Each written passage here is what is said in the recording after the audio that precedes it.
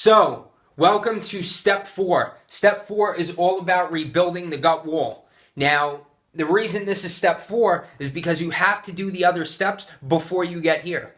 So most of the time people fail when it comes to healing leaky gut, when it comes to fixing their digestive system. It's because they read all this stuff and you hear about all these herbs and supplements that you can take that are going to help rebuild the gut, and we try to just do everything at once.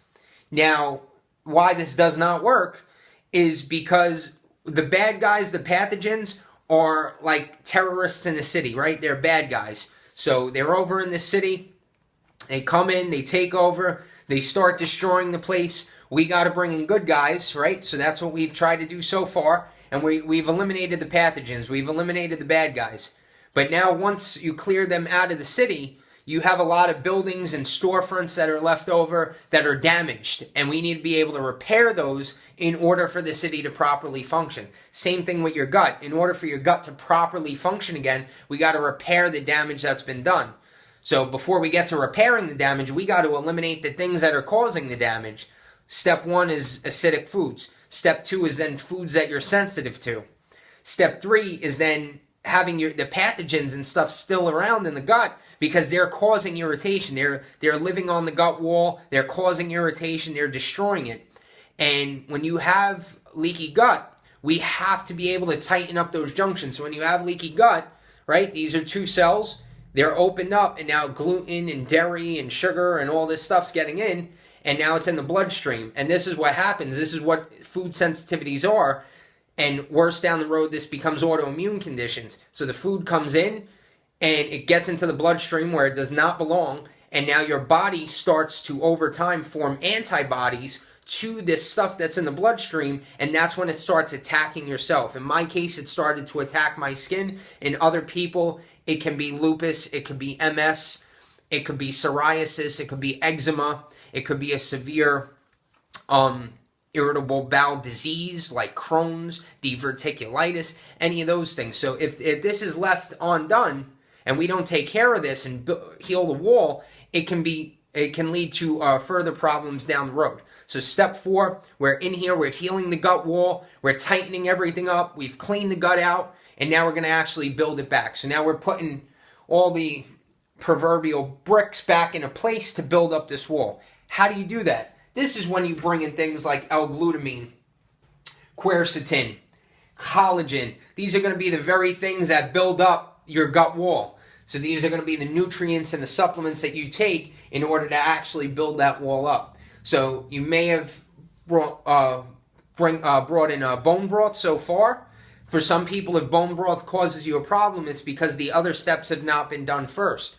Bone broth is a very healing food. So is collagen, a very healing food. But if you don't do the other steps first, they're going to cause you some type of reaction. So we needed to clean the gut first. We had to alkalize, then we had to clean everything out. Now we're rebuilding everything.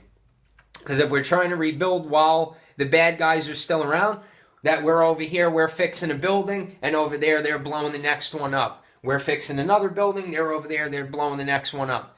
So the job's never going to get done like it should be. We have to make sure they're all out of the way first. Then we focus on this.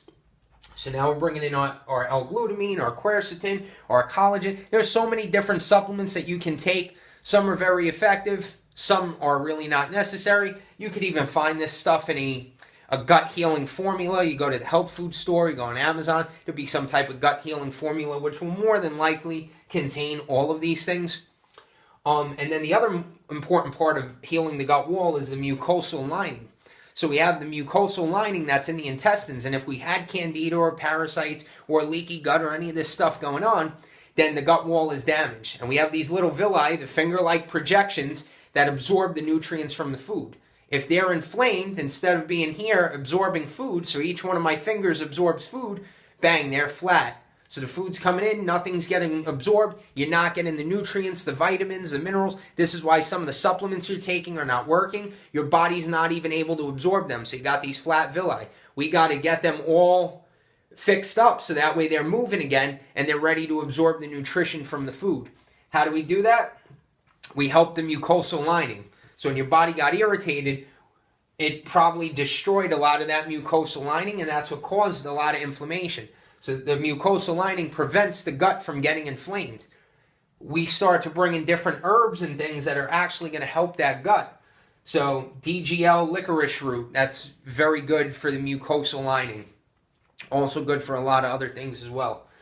Slippery elm is going to be very important. Aloe. So when you think of these, you think of things that are mucus-like, so that a little bit of slime-like, and that's going to come in, that's going to soothe the gut.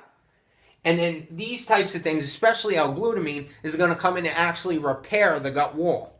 So yeah, we're soothing the gut, we're cleaning it out, we're soothing it, and we're bringing in the actual supplements with the building blocks that are actually going to build up that wall again. So between these, you'll actually be able to completely heal your gut wall. So step one, we alkalize, we built up the mineral reserves, so that way your body can handle the next step. Step two, we've avoided all the major food allergens, the sensitivities, anything that was causing irritation to the gut, we got rid of, and instead we focused on what we were able to have. And so now we weren't feeding the bad guys anymore. So they started to die off naturally. And then the ones that were left, step three, we got rid of the ones that were left as much as possible. There may still be some around by this point, but by now there's so little around that this is going to be very effective. So now we're building up the gut, we're healing the gut wall, and this is when we can start bringing in more things like more enzymes, more probiotics, and they're really going to be able to take hold now because we've cleaned out the system, we got rid of the bad guys. Now when we bring in probiotics, everything is going to be much better. The probiotics are going to live, they're going to multiply, and now once we seal the gut, the foods that were causing us sensitivities and issues no longer are doing that.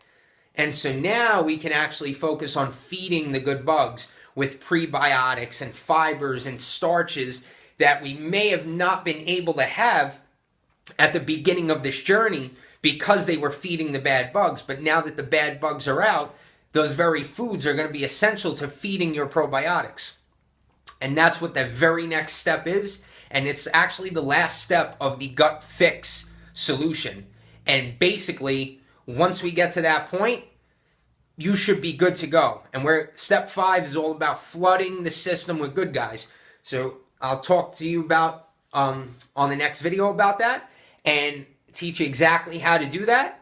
And if you follow this in a step-by-step format, you're going to be able to finally break past your plateau. You're going to be able to finally heal. Whether you have skin issues, whether you have serious digestive complaints, whether you have headaches and brain fog and fatigue, whether you have moodiness and anxiety, these are all signs of your gut being affected. If you do this in a step-by-step fashion, your gut will heal the right way. That way you can get rid of the overwhelm, you can get rid of all the things that are ineffective or the things that are making your symptoms worse, and you can just follow a step-by-step proven strategy that's actually going to help you as fast as possible and minimize the die-off and the reactions that you may have if you tried it another way. So that's this video, step 4. I will see you on the very next video, step 5, all about filling the system with the good guys.